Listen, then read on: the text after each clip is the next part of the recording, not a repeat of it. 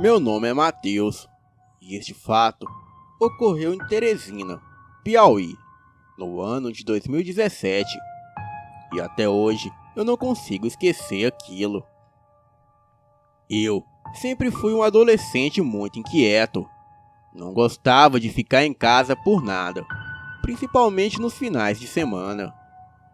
Já fazia 2 anos que eu tinha largado a escola, mesmo sem a permissão da minha mãe.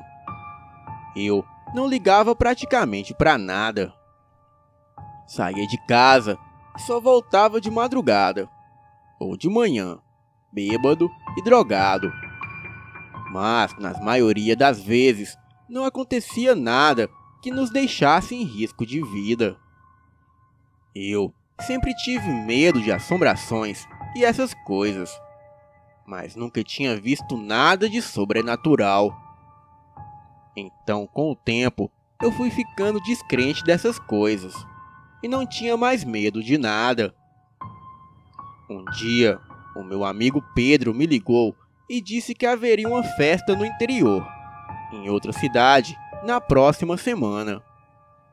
Disse que haveria muita bebida, som, maconha e, claro, o mais importante de tudo, mulher gostosa. Na hora, eu não pensei em nada, e só Lucas, Rafael, Jefferson e Vitor, o organizador da festa, e o nosso amigo Alex, e umas garotas que não lembro o nome de todas. Só me lembrava do nome da que eu transei naquela noite, a Yasmin. Cada um tinha conseguido a sua transa garantida naquela noite. Uns foram para os quartos e outros ficaram nos outros cômodos da casa. Yasmin e eu fumamos um baseado e começamos a brincar, se é que vocês me entendem. Depois de nos satisfazermos, Yasmin me chamou para tomar banho no rio que ficava ali próximo da casa, e eu logo aceitei. Então fomos até lá, bebemos mais, fumamos e mais uma vez transamos loucamente, ali mesmo no rio. Ela queria dar mais uma puxada no chá antes de dormir, e foi lá na casa do sítio pegar seda e piteira para bolar mais um fino. E eu fiquei no rio pelado esperando ela voltar. Ela estava demorando muito, então resolvi voltar para casa, pois pensei que ela estava bêbada demais e dormiu lá. Quando me levantei, vi uma coisa bizarra na minha frente.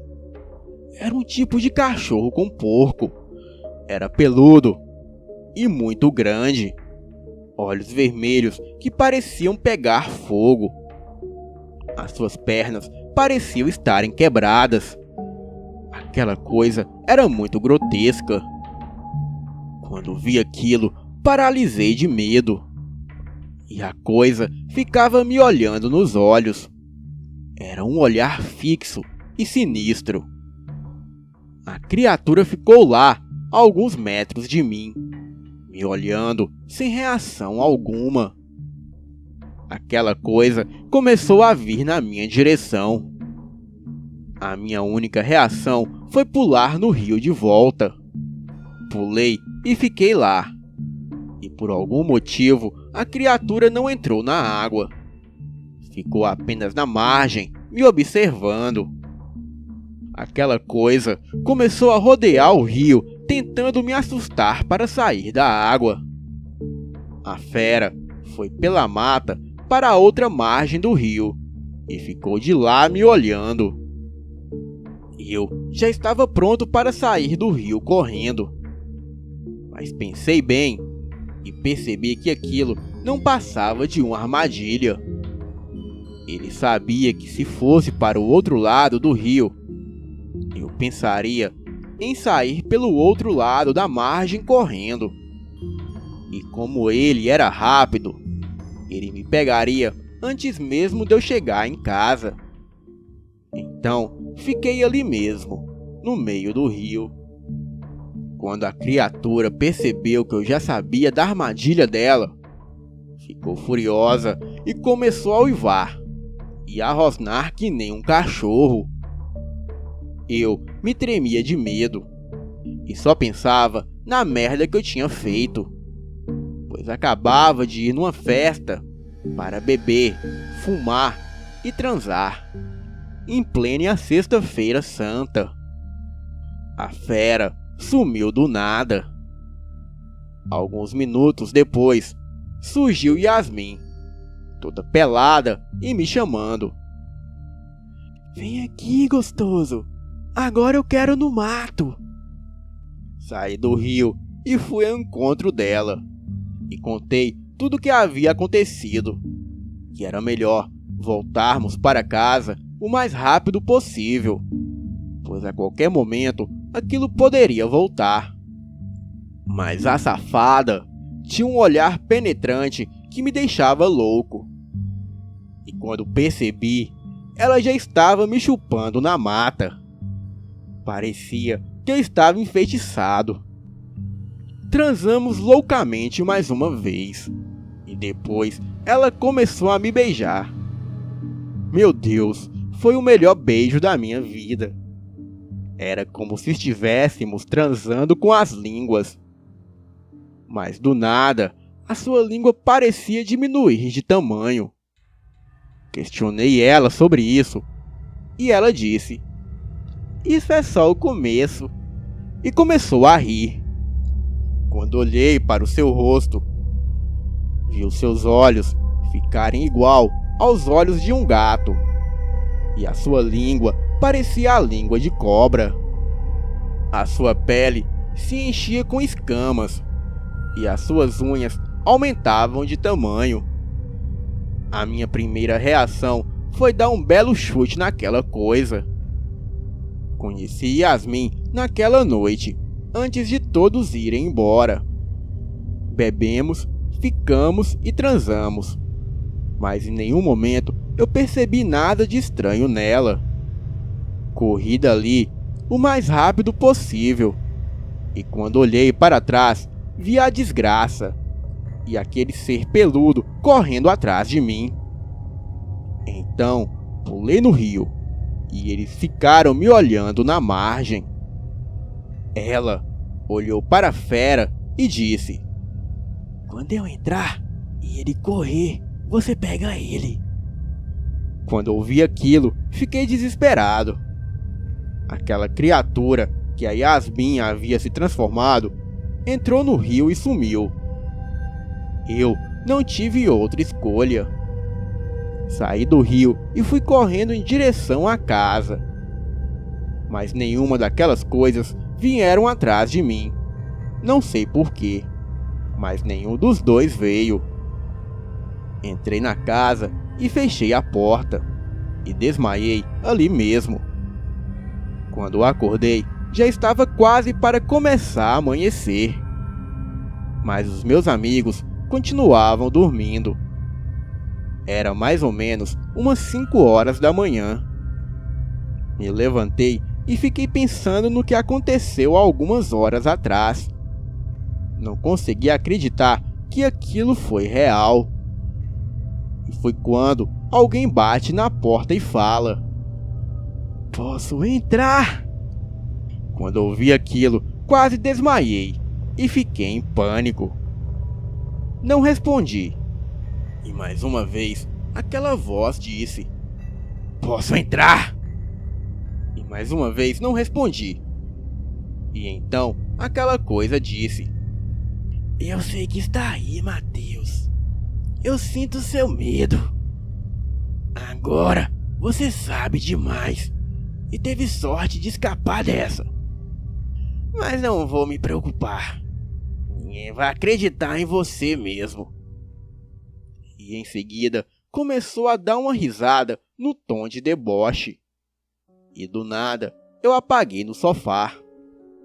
No outro dia, os meus amigos me acordaram e me perguntaram por que eu estava pelado e todo sujo. E eu disse que a Yasmin tinha ficado louca e tentou me matar. E como aquela coisa mesmo disse, ninguém iria acreditar em mim. Então decidi guardar aquilo só para mim. Quando saímos com o carro, olhei para trás e vi a desgraçada. E um homem barbudo e estranho, rindo com um tom de deboche. Me arrepiei todo. Até hoje, me lembro desse dia e sempre tenho pesadelos. Isso aconteceu quando eu tinha 18 anos. Hoje eu tenho 20 e me recuso a ir em festas nesses lugares mais isolados. Tive mais algumas experiências sobrenatural de uns tempos para cá, mas nada se compara com esta noite maldita. E fica aquele ditado: quem com os cães se deita, com pulgas se levanta. Boa noite.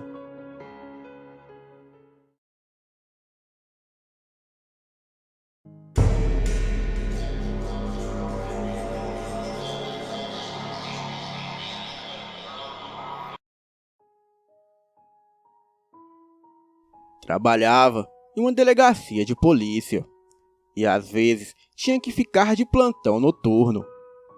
E com isso, por várias vezes, acabo ficando sozinho no meu setor.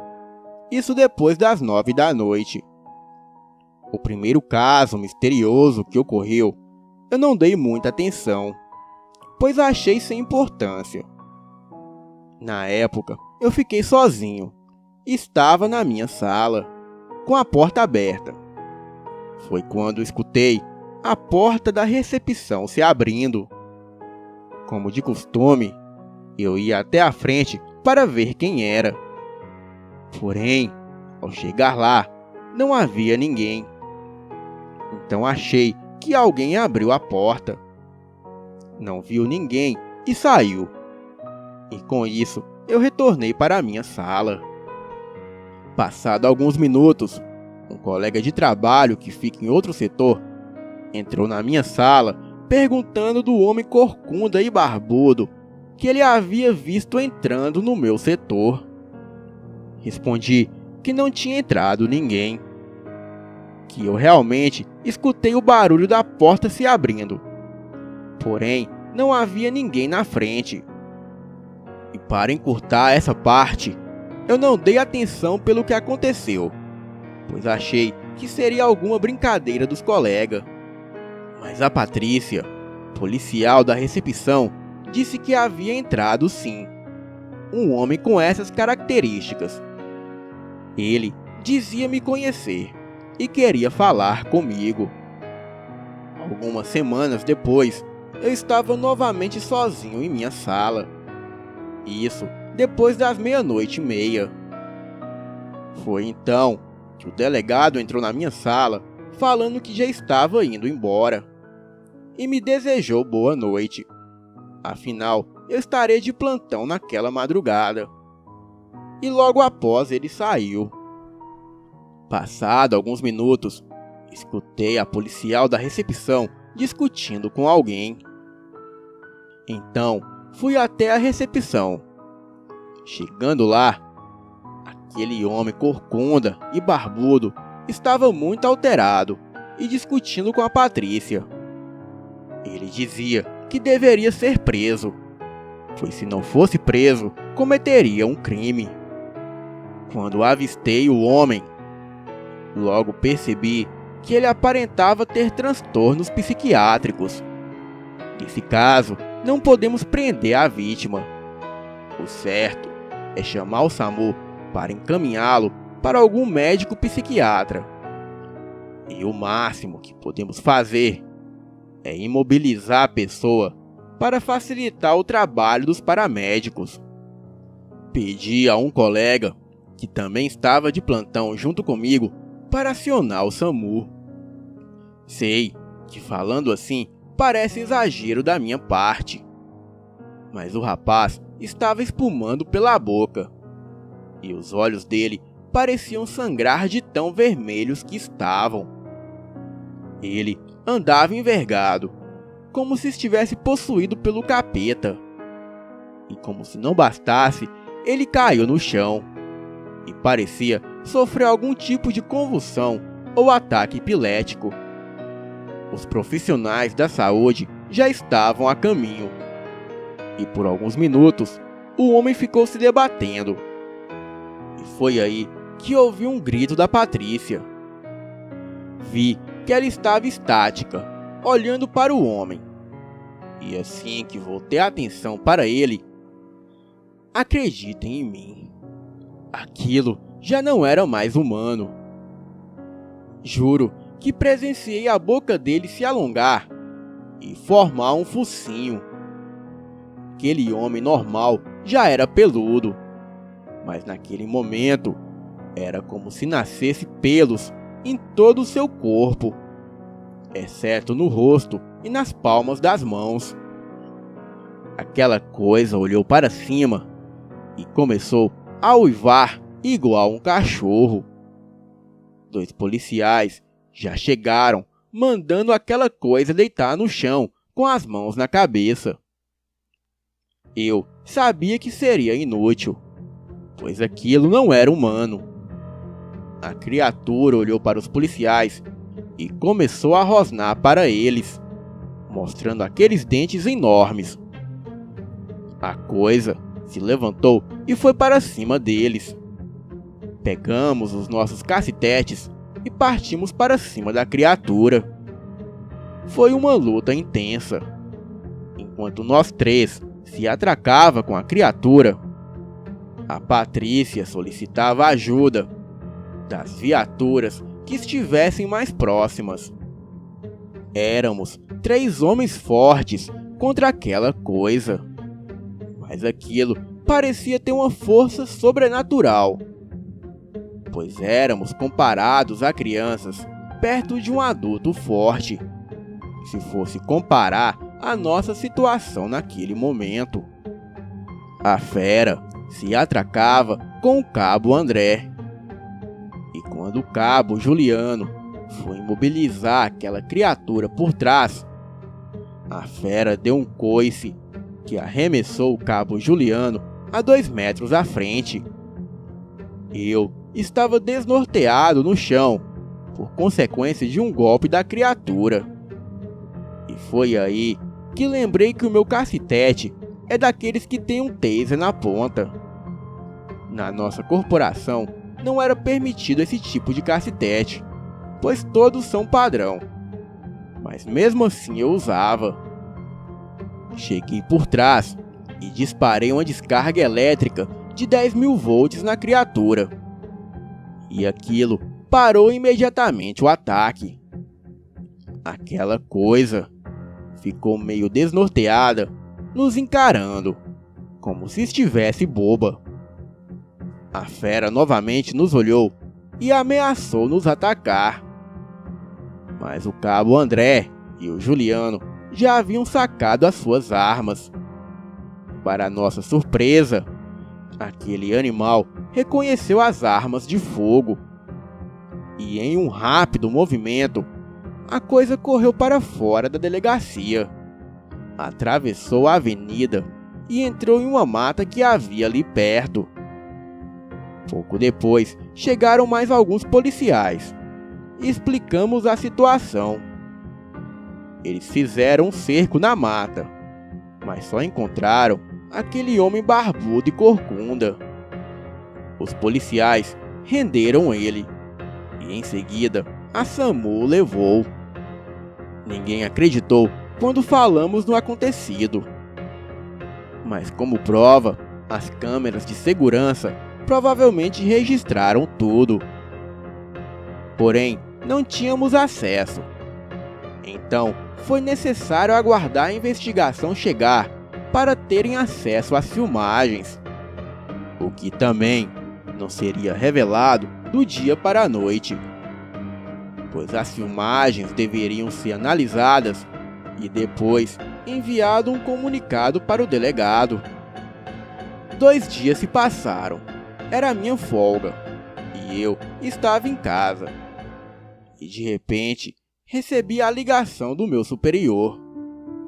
Ele disse que por um problema técnico, as câmeras não registraram nada naquela noite. Não engoli essa história Sabia que estavam mentindo. Porém, não pude fazer nada, pois no dia seguinte fui demitido da corporação sem motivo algum. Dias depois, fiquei sabendo que o cabo André, o cabo Juliano e a Patrícia foram todos demitidos. Entrei com uma ação judicial contra a corporação. E neste período, a policial Patrícia se mudou para outro estado. E pouco tempo depois, o cabo André foi achado morto em casa. Os legistas disseram que ele tirou a própria vida. O Juliano desapareceu. E eu fui ameaçado por 2 homens de preto, que foram até a minha casa de madrugada. Eles me obrigaram a desmentir a minha versão dos fatos e não dar continuidade aos meus processos judiciais.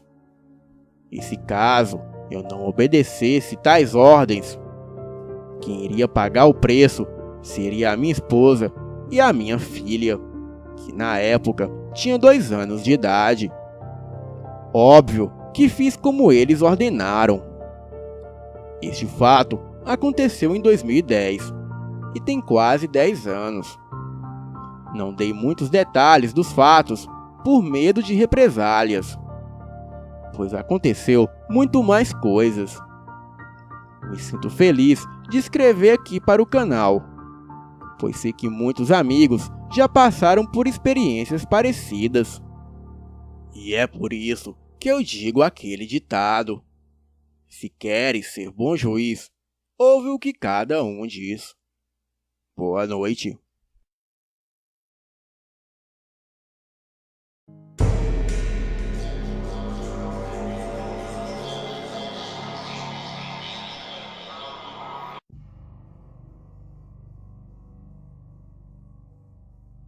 Este caso aconteceu com uma tia minha na década de 60, na Argentina.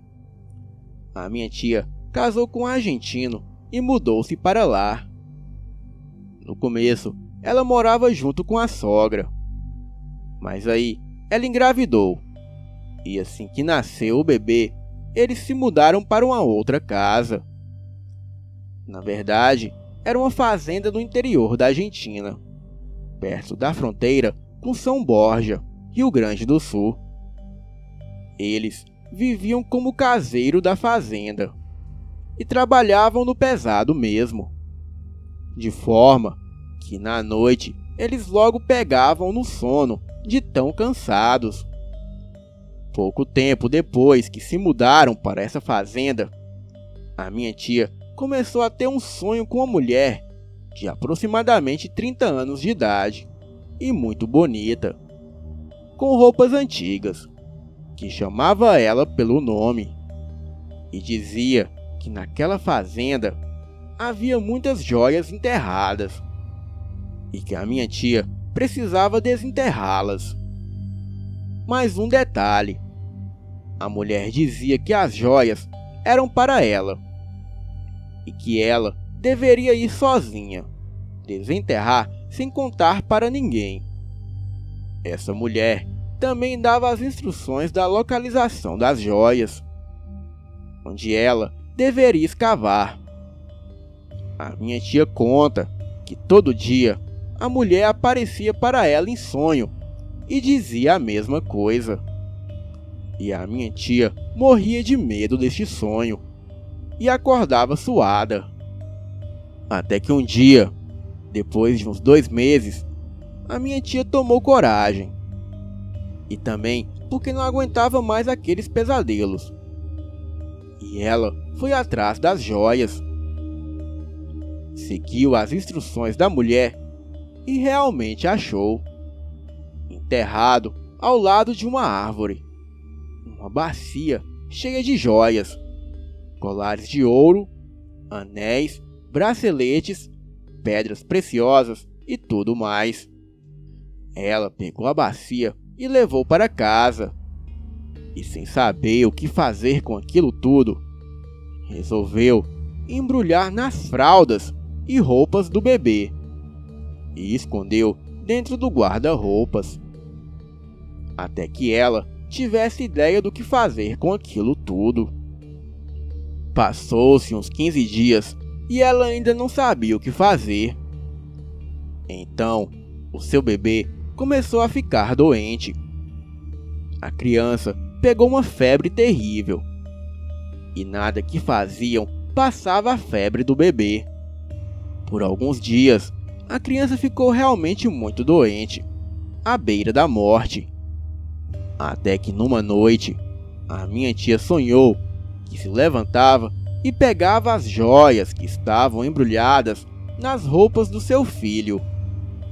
E no meio da madrugada, ela saía pela fazenda e enterrava novamente. E qual foi a surpresa dela, quando ao acordar de manhã, as joias haviam sumido. Só estavam as roupinhas do bebê. E o bebê estava novamente curado e sem febre.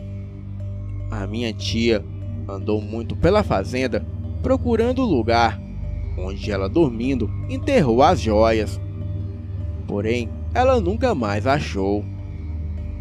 Muitos anos depois, ela saiu dessa fazenda e ficou sabendo que os novos donos da fazenda acharam as joias. Porém, ela não ficou sabendo de mais nada. Essa história é real. E o meu primo, o bebezinho da história, hoje é um adulto saudável. E é como diz aquele ditado: mais vale um pássaro na mão do que dois voando. Boa noite. Agora, vão dormir logo, gente.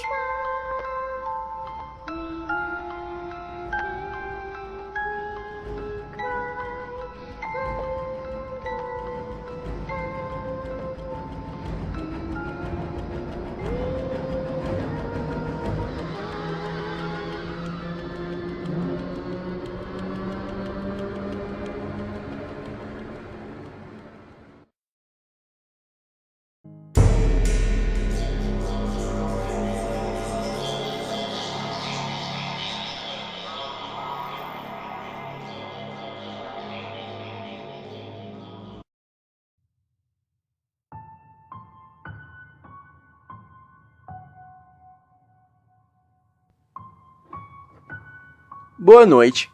O relato que vou lhes contar aconteceu com a cunhada do meu tio. Segundo ela, o ocorrido aconteceu em 1996, quando ela tinha 17 anos. A partir de agora, contarei a sua história. Em minha mocidade, eu vivia com meu avô em uma casinha nos fundos de um sítio onde o meu avô trabalhava. Eu simplesmente adorava aquele lugar. E o cheiro de cada manhã me fazia lembrar da minha mãe. Naquele tempo, tínhamos pouco acesso às escolas. E por isso, eu não frequentava a escola. Mas a patroa do meu avô gostava muito de mim. E nas minhas horas vagas, ela me ensinava a ler e a escrever, e outras coisas. De vez em quando, vinha outros fazendeiros comprar cavalos do patrão do meu avô. Ele vendia cavalos para vaquejadas. O meu avô adorava as vaquejadas, e quando podia, ele sempre ia com o patrão dele. Bem, quando o comprador chegou, ele logo anunciou que iria ter vaquejada na cidade próxima. Então, o meu avô logo se animou. Dias depois, na véspera da vaquejada, acordei pela manhã, com o meu avô discutindo com seu Chico. Me levantei e fui olhar o que estava acontecendo. E foi aí que eu vi. O cavalo que foi vendido estava totalmente dilacerado no chão do estábulo. Na hora que vi, eu comecei a chorar. O meu avô tentou me acalmar, mas eu, que não tinha muito entendimento, fiquei assustada. E foi aí que o seu Chico falou: "Olha, seu Felipe, eu nunca tinha visto um negócio desses. Então o senhor abre o olho e não deixe a sua neta sair à noite." No outro dia, o dia da vaquejada, começaram os preparativos na cidade próxima. Então eu disse ao meu avô: "Olha, avô, eu vou fazer umas coxinhas para vendê-la na festa. Eu vou com a dona Silva, a mulher do seu Chico. O senhor pode ir na frente." Por volta de 10 da manhã, o meu avô foi com seu patrão, e eu fiquei para fazer a tal coxinha para vender. E quando foi por volta de 3 da tarde, a dona Silva já estava colocando as coxinhas para fritar. Eu logo inventei de fazer um vatapá, pois o pessoal daquela região adorava. Então, fui fazer o tal vatapá. E aí, comecei a fazer um bolo de fubá também.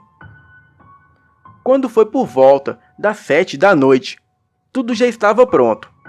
E só faltava fritar o restante das coxinhas. Levei tudo para o carro da dona Silva e passei na sua casa e avisei que só faltava as coxinhas. Ela logo disse que iria tomar um banho para irmos. Peguei uma panela bem grande e coloquei 3 litros de óleo para esquentar. Era um fogão a lenha que ficava do lado de fora da casa. Deixei o óleo esquentando e fui trocar de roupa. Fechei a grade do portão e quando voltei, eu vi que o óleo já estava bem quente. Então logo comecei a colocar o restante das coxinhas, uma por uma. Eu estava tão concentrada para não me queimar, que logo de repente senti um cheiro de podre vindo de dentro da casa. E assim que olhei, eu avistei a coisa mais assustadora que já vi em toda a minha vida. Aquela coisa parecia estar me desejando, com seu olhar de ódio. Era uma criatura imensa, de olhos vermelhos e pelos pretos. Da sua boca escorria baba. Eu fui de encontro com aquele moço e disse: "Você está bem, senhor? Por coincidência, a minha neta também se queimou. Mas não se preocupe, na próxima vez você ganha aquele troféu da vaquejada. Você merece." Quando meu avô disse isso, eu fiquei sem reação. E ao olhar aquele homem, eu perguntei ao meu avô de onde ele o conhecia. E o meu avô disse: "Filha, esse é o vaqueiro que veio pra vaquejada. Esse moço é o rapaz que me pediu a sua mão em namoro." Eu não acreditei nisso que o meu avô disse, mas graças a Deus eu nunca mais vi aquele homem. Anos depois, o meu avô faleceu e eu vim a morar com a minha tia na capital. Atualmente, eu sempre falo por telefone com a dona Silvia, mas eu nunca mais ouvi falar daquele moço. E essa foi a vez que eu quase morri e quase namorei um lobisomem. Boa noite.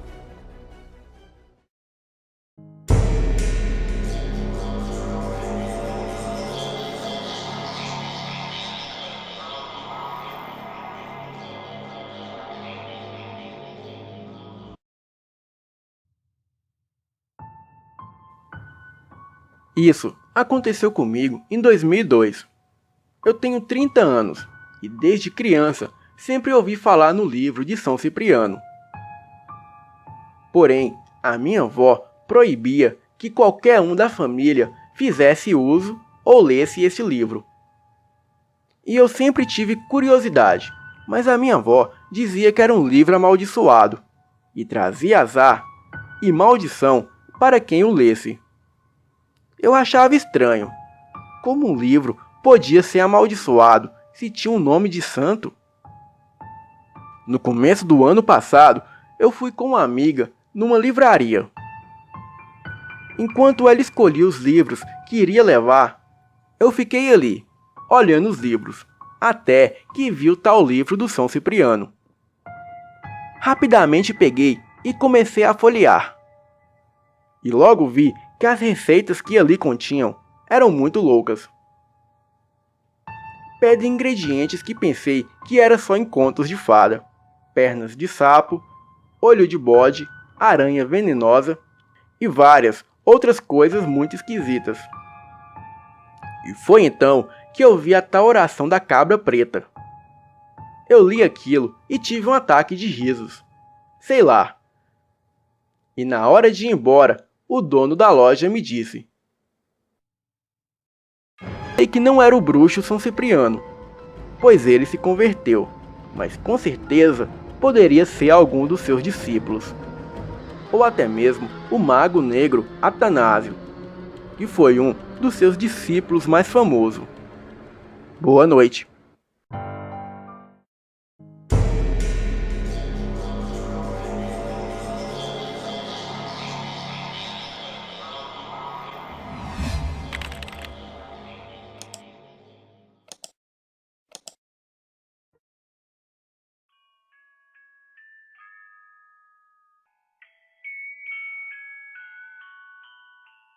Nas bandas de Nossa Senhora de Lourdes do Sergipe, aconteceu um caos mal assombrado, que hoje o povo nem lembra mais.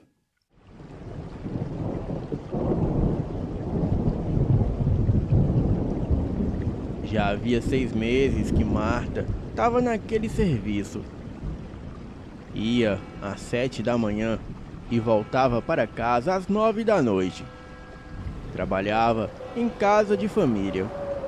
E não era o seu sonho, mas desde que a sua finada mãe tinha ficado doente, esse trabalho ajudou ela a não se sentir tão sozinha. Não se achava que era muito longe de sua casa para a fazenda onde trabalhava. Era coisa de 15 a 20 minutos andando.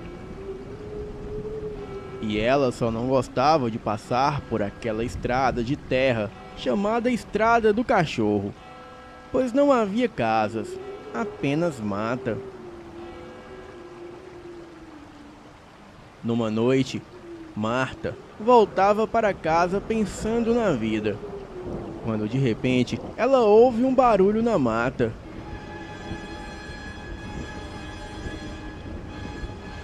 Alguma coisa se mexia no mato.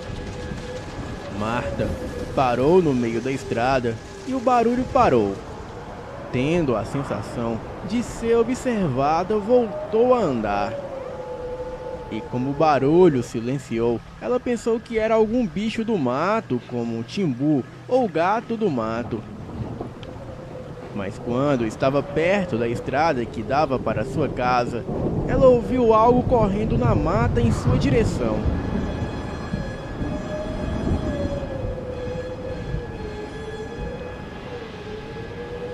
Na hora, a Marta sentiu a espinha gelar. E como já estava na estrada de sua casa, ela correu até lá. Chegando à porta, olhou para trás, mas não viu nada. E não tinha nada além do silêncio. Chegou em casa, ela trancou a porta. E no peito, o coração pulava. Ela nunca sentiu tanto medo em sua vida. E foi quando ouviu um rosnado horrível. Passos andando e uma respiração forte feito alguém cansado. Ela não conseguiu dormir naquela noite e logo já era dia.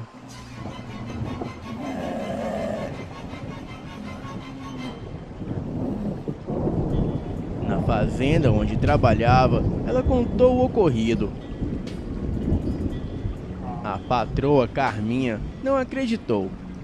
Achava que era uma desculpa para a moça dormir na fazenda.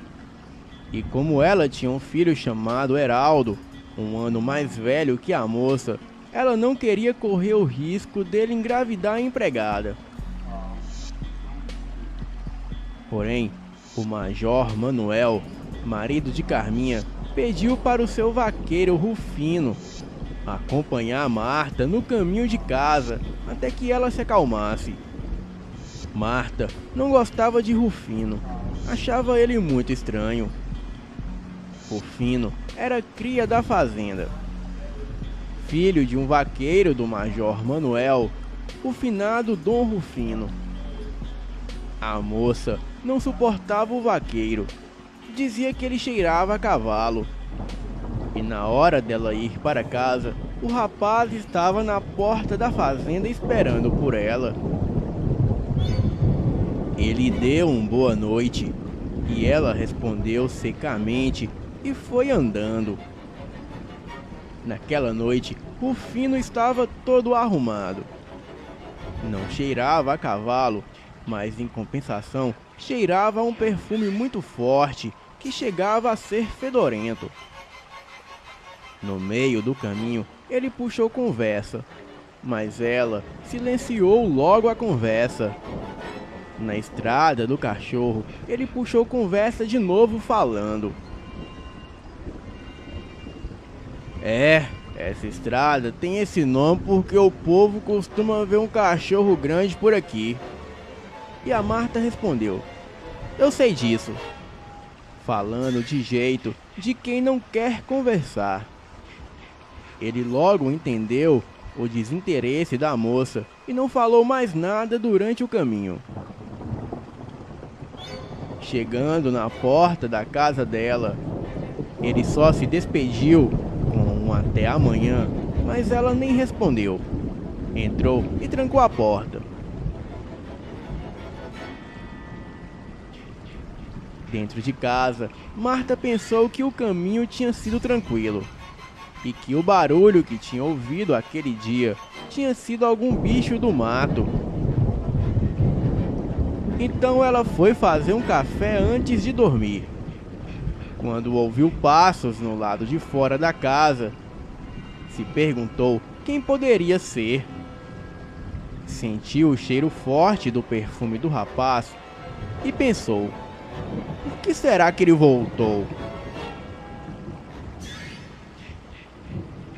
Ela quis chamar o nome de Rufino, pois talvez ele teria esquecido algo.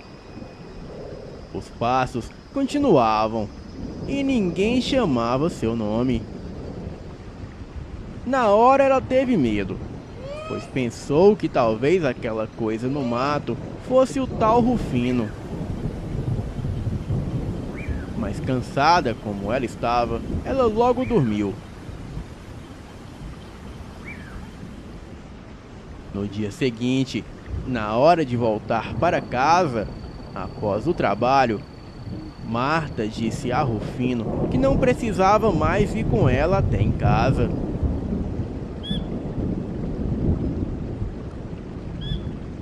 O Rufino estava perfumado e arrumado como no dia anterior.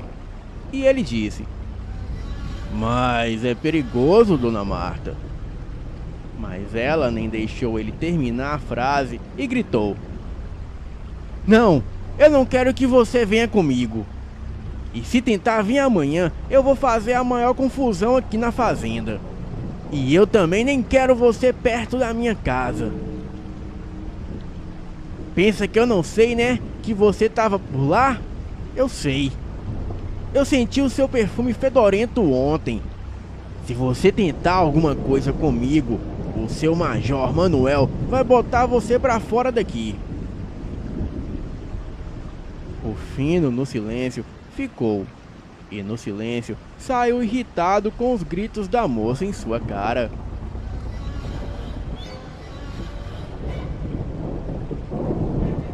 Ela seguiu seu caminho, mas mal tinha saído das terras da fazenda e viu lá longe Rufino a seguindo pelo canto, querendo não ser visto. Apressou o passo e durante um tempinho olhou para trás e não viu mais o rapaz. Tinha medo de que ele lhe fizesse algum mal. E logo chegou à estrada do cachorro, e o cheiro podre infestou toda a estrada com a presença maligna. Ela correu até em casa e, ao olhar para trás, não viu mais nada. Quase em pânico, entrou na casa e trancou a porta. E então voltou a ouvir aquele rosnado. A besta fera estava na porta da casa e batia com força na porta. Mas a mãe de Marta tinha colocado uma forte porta de madeira de lei. E logo ela ligou os fatos que aquela besta era Rufino, que se transformou em lobisomem e furioso queria matá-la. Um barulho veio do telhado e a besta fera estava em cima do telhado e começava a empurrar as telhas. O telhado não suportou o peso e caiu. E Marta se viu cara a cara com a criatura que a olhava com ódio. Ela correu para fora, mas o lobisomem pulou em suas costas, a derrubando no chão. Ela sentiu que a morte estava chegando e se arrependeu de ter enfurecido o rapaz. O lobisomem continuava a rosnar e de repente se ouve um tiro que atingiu a besta fera bem no peito.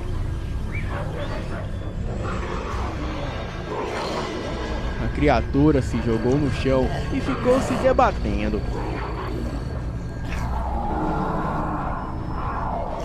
Marta se levantou e viu o autor do disparo.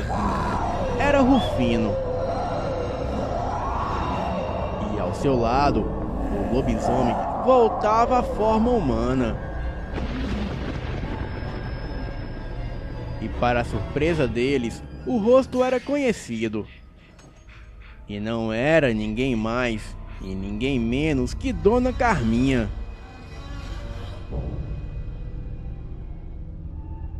Ainda assombrada, a Marta deu um abraço em seu salvador e se sentiu segura nos braços do vaqueiro. Rufino então disse: "Ontem eu vim aqui porque depois de te deixar em casa na estrada, eu vi um cachorro enorme indo em direção à sua casa. Mas quando o bicho me viu, ele sumiu." "Ainda bem que você veio, Rufino. Me desculpe pelo jeito que falei com você hoje. É que eu pensei que era você que queria me fazer mal", falou Marta nos braços dele. Eu jamais iria querer fazer mal pra você, Marta. Eu sou doido por você." E assim, eles se beijaram. Boa noite.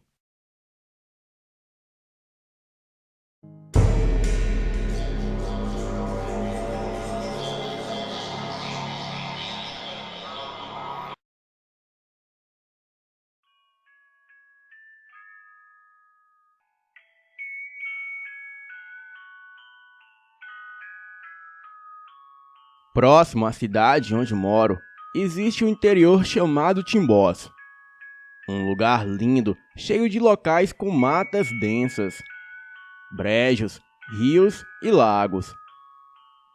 O local fica a 20 quilômetros da cidade, sendo que desses 20 quilômetros, somente 5 são de asfalto e os outros 15 são de estradas de chão. Bem, com isso de pandemia e todo mundo em casa, mais cedo ou mais tarde, as pessoas sentiriam a necessidade de se exercitar. E foi pensando nisso que eu e os meus amigos decidimos ir passar um fim de semana acampados no Timbó.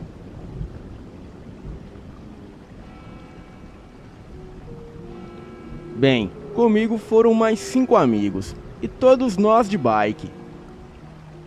O plano era sairmos de nossa cidade por volta de 5h30 da madrugada, para conseguirmos chegar no local ainda com o romper do dia, e não ser castigado com o sol. Bem, infelizmente não foi assim. Quem já fez essa trilha sabe, alguns se atrasam e acabam atrasando a todos. E em nosso caso, quem se atrasou foi justo o meu colega que nos guiava. Bem, essa era a nossa primeira vez naquele local. e por isso era essencial a presença dele.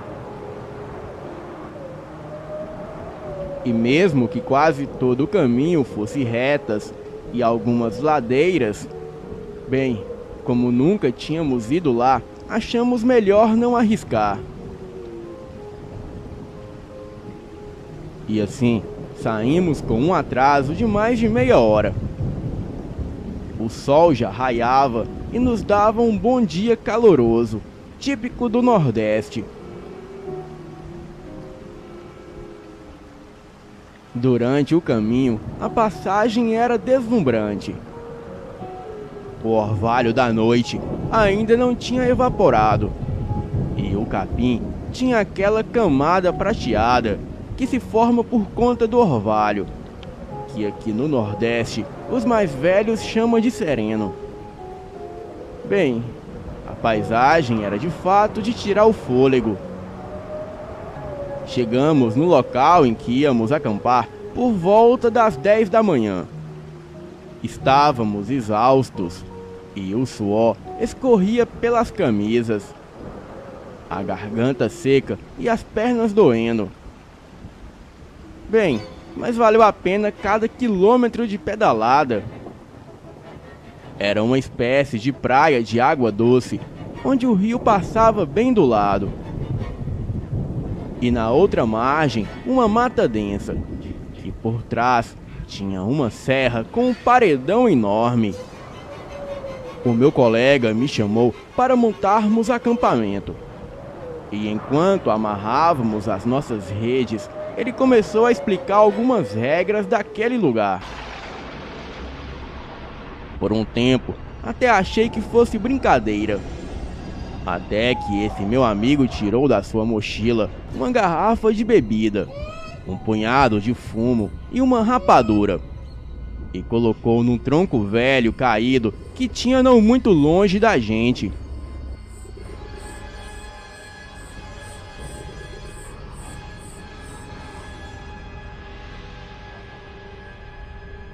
Parece que não se tratava só de uma zoeira, mas realmente ele o fazia aquilo por medo e respeito a seja lá o que tivesse naquela mata. O problema é que em todo rolê tem um imbecil que se acha à prova de tudo e que paga de corajoso, inteligentão e com um comportamento egoísta acaba ferrando todo mundo. E no nosso grupo tinha esse idiota, o Henry. Ele é um cara meio estranho, com tendências e gostos duvidoso. Ele vive discutindo e duvidando de tudo.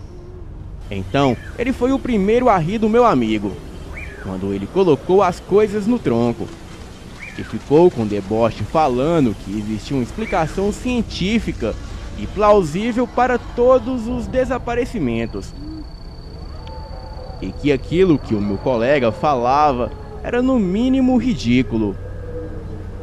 E mesmo sendo repreendido por todos nós, o otário esperou que nós fôssemos caçar lenha, e usando a desculpa que havia esquecido a rede, ele voltou para o acampamento, enquanto nós pegávamos a lenha. Uns 5 minutos depois, ele voltou a nós, com uma cara meio estranha e rindo sozinho. Perguntamos se ele tinha feito algo, e ele negou, e manteve a sua palavra até que retornamos ao acampamento.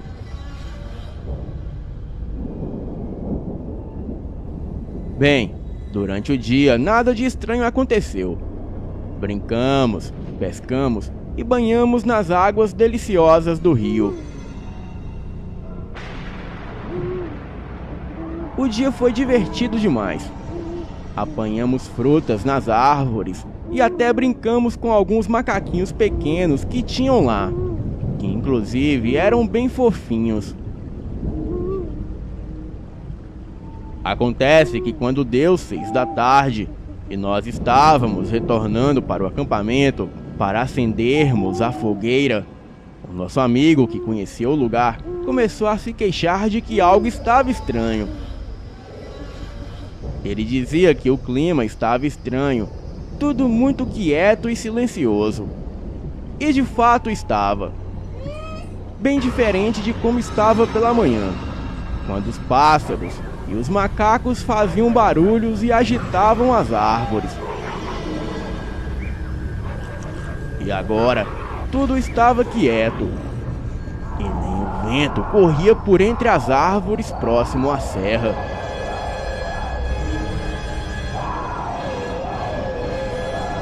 E quando retornamos ao acampamento, estava tudo destruído. As redes e barracas arrasadas e estragadas, as comidas reviradas e até o que tínhamos pescado e estavam nos anzóis haviam desaparecido. Um fedor terrível de urina de cão pairava sobre o ambiente.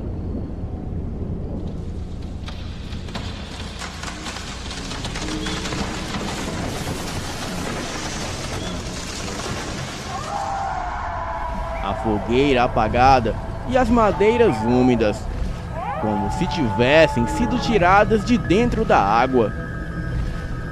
O meu amigo logo entendeu que aquilo não era coisa desse mundo.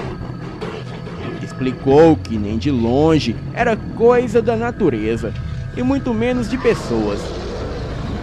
E que nessa noite dormiríamos em cima das árvores, e que em seguida iríamos embora com os primeiros raios de sol.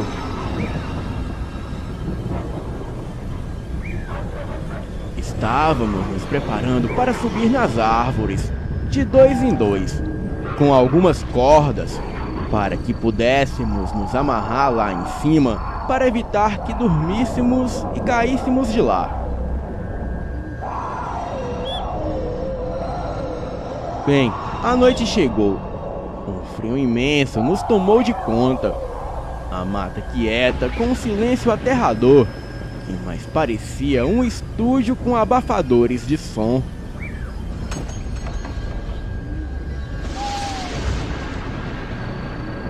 Eu estava justo com o Henry, numa dessas árvores, quando do nada ouvimos passos se aproximando rápido.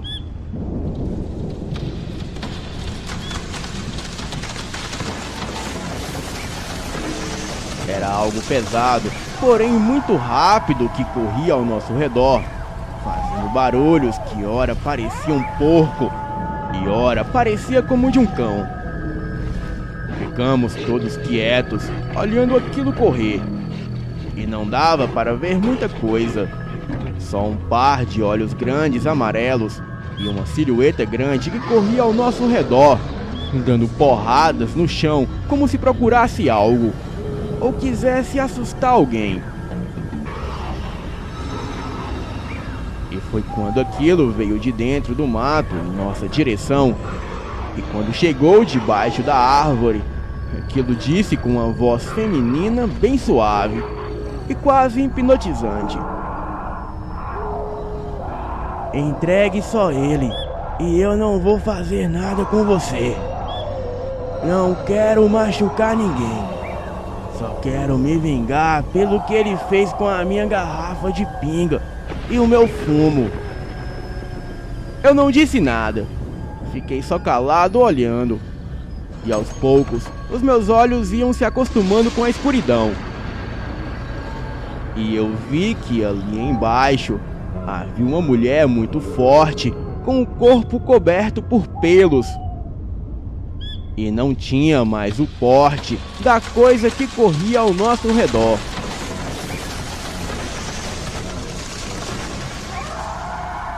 O Henry começou a se desculpar chorando.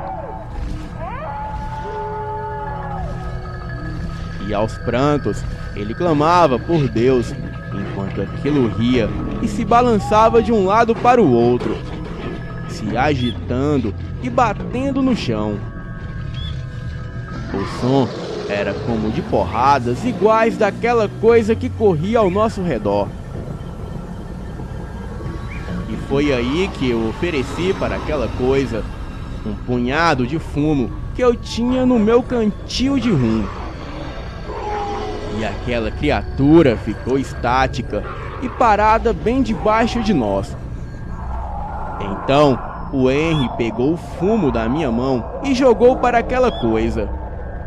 A criatura apanhou o fumo e saiu correndo mata dentro, fazendo barulhos como se fossem vários animais. Passamos a noite toda em cima das árvores, sem dizer uma palavra.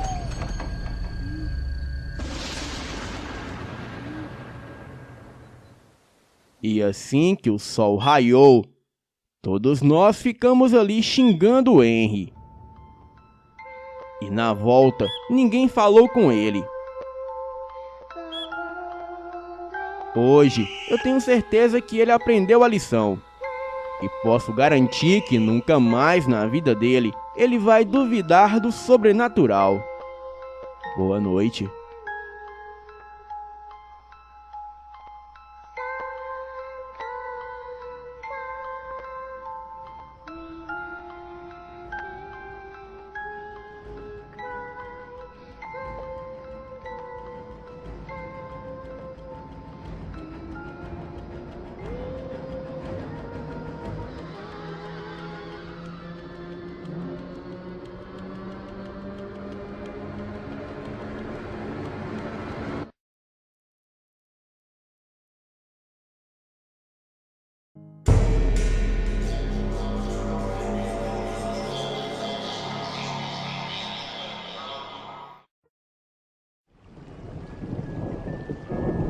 Este fato que ocorreu foi uma experiência apavorante para mim.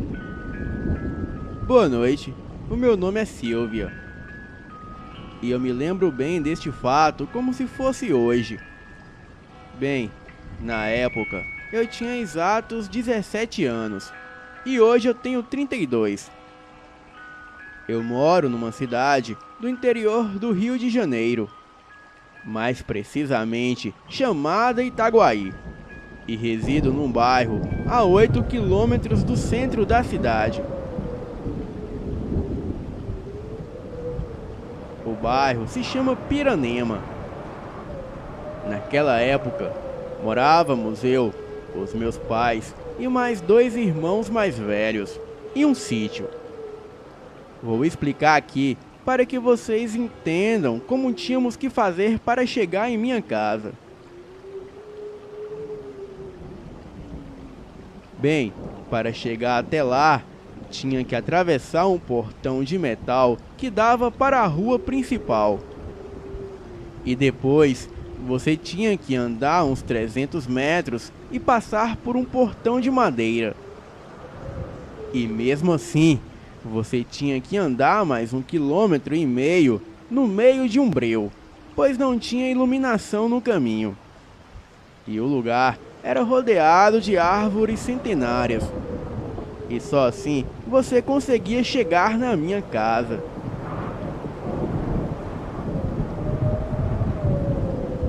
Naquela noite, como sempre, eu assisti TV e ouvi um pouco de música.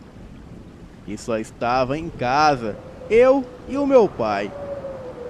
Aí, me lembrei que eu tinha que levar comida para o meu avô. Era num sítio próximo dali. E isso era por volta de 7 horas da noite. Mas como qualquer adolescente, eu ainda demorei para sair de casa. E fiquei enrolando para levar comida para ele. E quando eu saí de casa, era por volta de 10 horas da noite. E eu fui de bicicleta.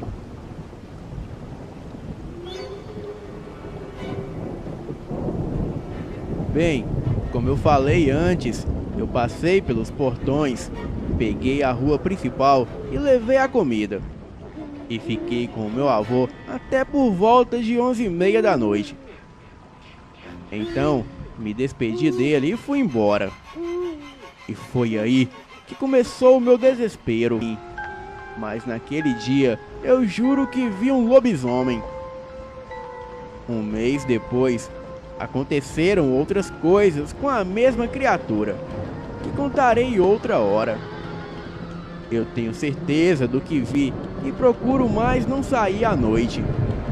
Pois, como dizia o meu falecido avô, a noite, depois de certa hora, é de outra compreensão que não entendemos. Boa noite.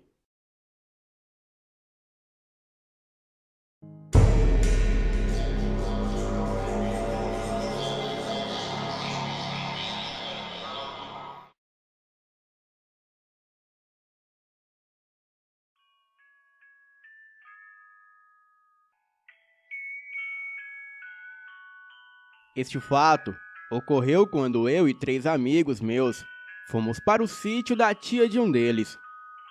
Ocorreu que no terceiro dia em que estávamos lá, aconteceu a coisa mais incrível e estranha que nunca nenhum de nós havíamos passado ou presenciado. A tia deste amigo sempre contava histórias de aparição de Saci em sua casa, pois como ela era viúva e muito linda, e o seu sítio era meio isolado da cidade, esse Saci sempre se aproveitava da situação e vinha a visitar. Bem, eu nunca acreditei nisso, e nenhum dos meus amigos. No terceiro dia, já era tarde da noite, e estávamos em um dos quartos, o primeiro quarto do corredor do sítio, e o sobrinho da dona do sítio, que se chamava Tadeu, pediu para o nosso amigo Marcelo apanhar mais vinho na adega que ficava em um andar abaixo, descendo a escada da sala, como se fosse o porão da casa. Mas a escada que descia era aberta, como um buraco na sala que levava ao subsolo até chegar na adega. Porém, logo após ele ter saído em direção à sala, eu e o Tadeu saímos e fomos de encontro a ele. Porém, o Marcelo estava parado na sala, olhando para a escada, que era larga e com vários degraus até chegar lá embaixo. Era uma imensa e comprida escada. Ele estava paralisado e olhando algo no fundo da escada, que não conseguíamos ver do local em que estávamos. Então, fomos até ele, e o que vimos foi realmente perturbador e assustador. No final da escada, havia um homem bem pequeno, mas não era um anão. O mesmo deveria ter cerca de 1 metro, com a cara de mal e os olhos vermelhos, muito sinistro. Ele era bem negro, andava encurvado, tinha uma perna só, uma barbicha branca e estava nu. Aquela coisa estava no fundo da escada e de costas para nós. Porém, olhando para trás, com a cabeça toda voltada para o Marcelo.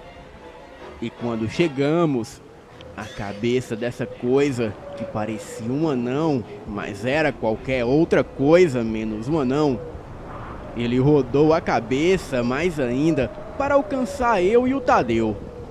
E aquilo ficou olhando para nós.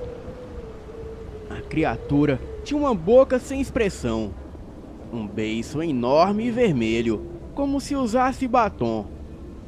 Era como um homem em miniatura, mas realmente sinistro.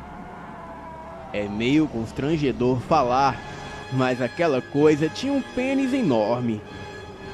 O mais estranho é que segurava algo vermelho em uma das mãos, que não descobrimos o que era.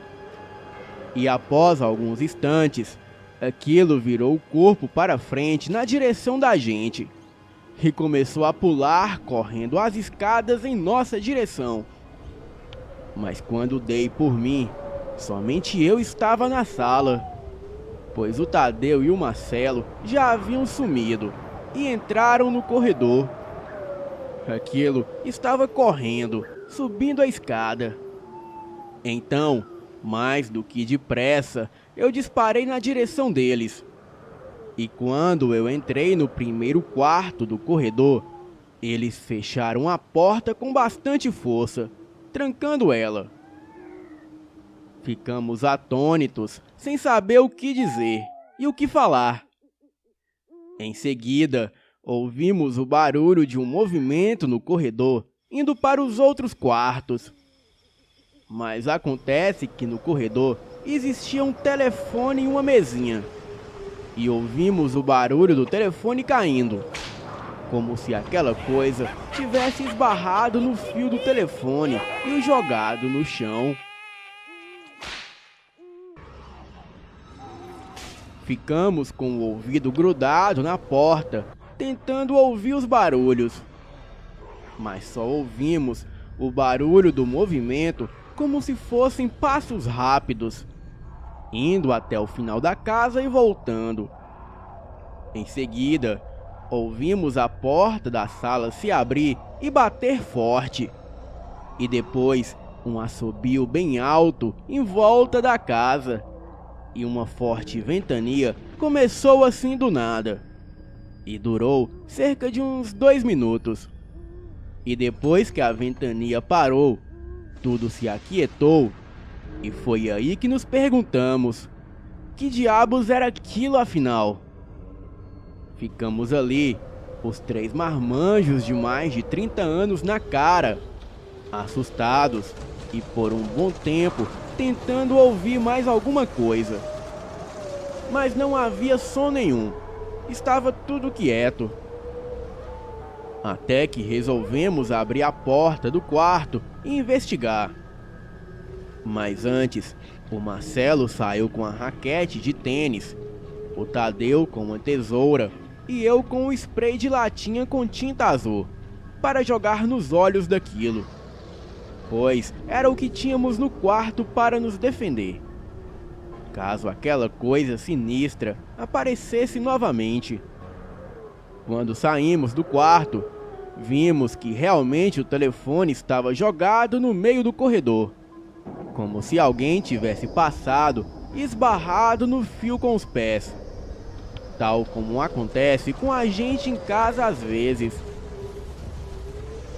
O telefone estava jogado com o fone no outro lado. Ficamos sempre juntos, vasculhando a casa toda do sítio, mas não conseguimos encontrar nada.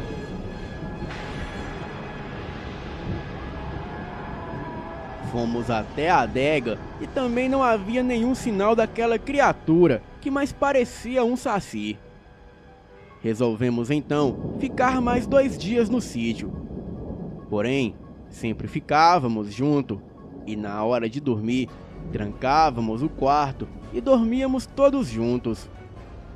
Chegamos à conclusão de que aquilo não era um anão, pois tinha os olhos de raiva e o jeito de virar a cabeça parecia aquele filme de terror O Exorcista, em que a Linda Blair girava totalmente a cabeça sem virar o corpo, como se fosse um boneco. Nossa conclusão é que não foi ilusão de ótica e nem coisa parecida, pois nós sabemos o que vimos. E todas as descrições, com algo vermelho que ele trazia em uma das mãos, também foram vistos por todos nós. E depois, o barulho do telefone caindo e os passos indo até o final da casa e voltando também. Não sabemos de muita coisa, mas a única coisa que temos certeza é que aquilo não era humano. Pesquisando pela net, eu descobri que aquela coisa era o Saci Teterê, um saci tentador de moças parecido com o Poá, só que mais alto. Ele anda sempre petecando uma brasa de uma mão para a outra. Anda nu, tem barbicha de cabrito, beiço vermelho e traz a língua de fora. Bem, eu não entendo como ele conquista as mulheres com essa descrição. Eu não sei.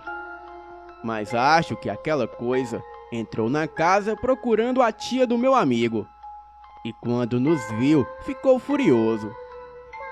Bem, eu só sei que lá eu nunca mais volto. Boa noite.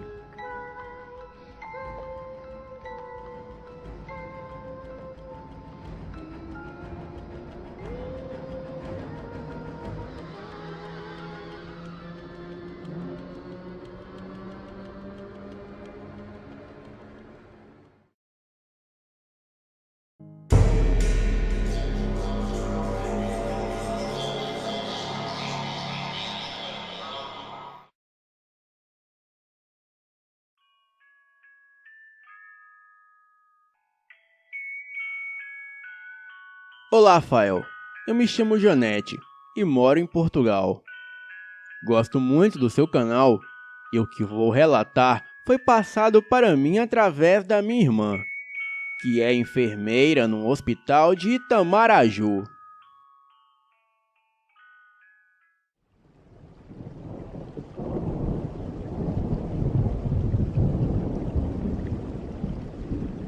Bem, aconteceu o seguinte. Certo dia, deu entrada no hospital um senhor já de idade e ficou internado. Ele gostava de conversar muito e puxava conversa com todos que chegassem no seu quarto. Uma das enfermeiras notou que ele tinha uma cicatriz feia na mão e questionou a respeito. Até que ele respondeu dizendo que aquela cicatriz era devido à mordida de cobra.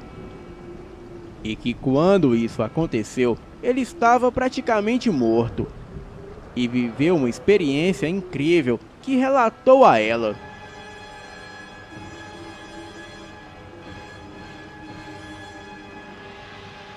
Bem, estando a minha irmã presente, ele disse que foi mordido por cobra quando era criança há uns 11 anos atrás.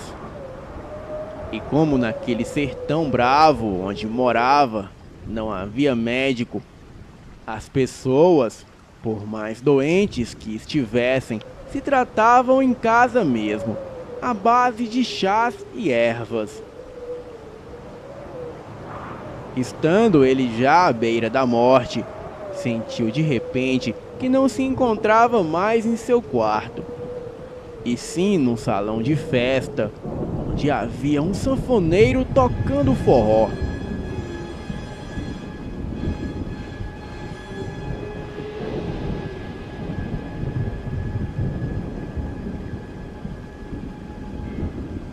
O curioso é que as pessoas que iam chegando passavam pela parede e entrava como se fossem a coisa mais natural do mundo.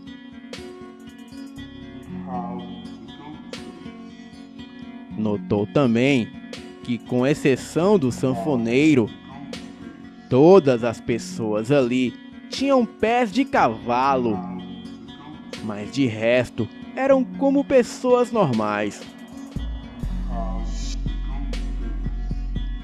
Bem, assim a festa rolou noite adentro, e ele só observava sentado ao lado do sanfoneiro.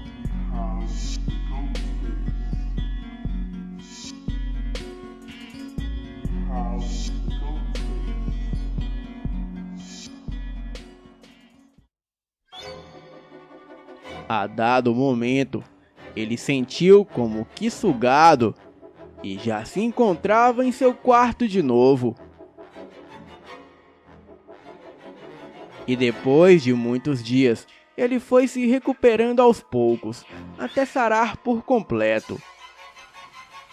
Apesar de que a carne da mão ao redor da mordida necrosou e deixou uma cicatriz bem feia.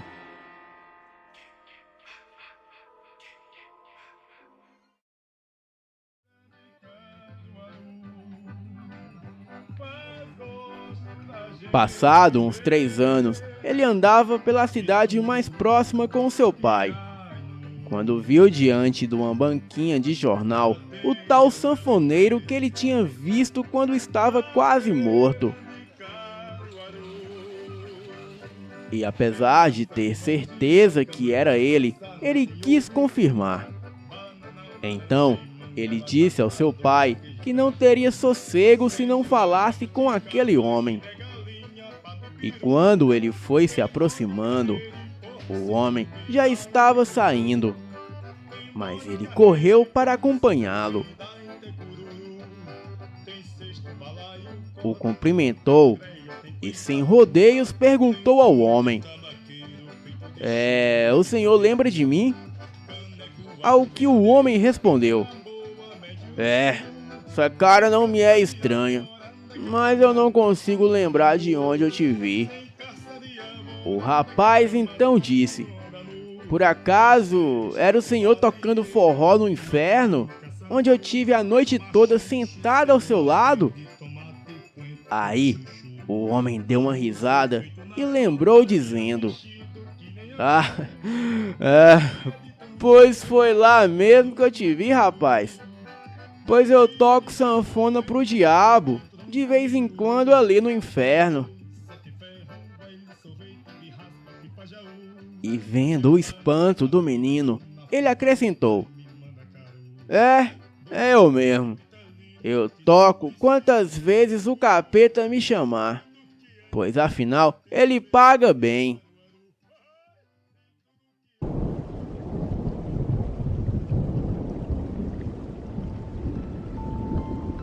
Depois de dizer isso, ele deu uma risada, se despediu do garoto e foi embora.